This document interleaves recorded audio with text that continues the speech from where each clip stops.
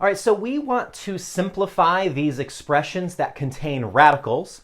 Specifically, both of these expressions are adding and subtracting radicals. Now, from the previous video, we know that we can add or subtract radicals that are the same, like terms. But notice, this is square root of 12, this is square root of 75. These are not like terms.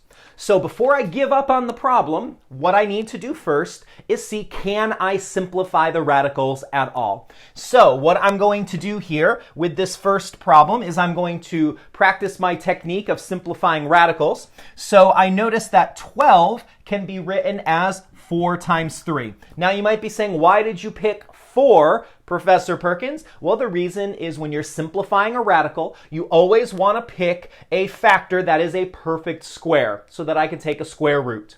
So on the other radical, I have 75, and 75 is 25 times 3.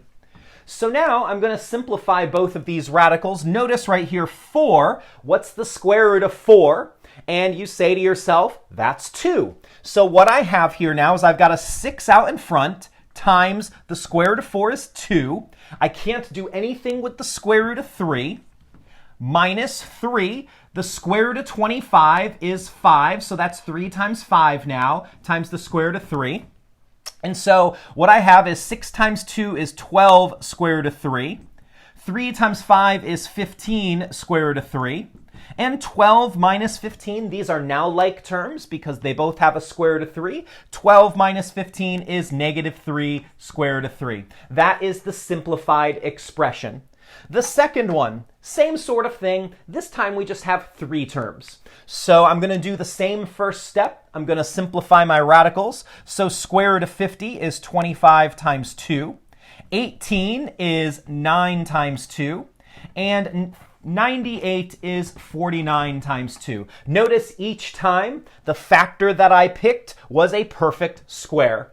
Now I can take some square roots. The square root of 25 is 5.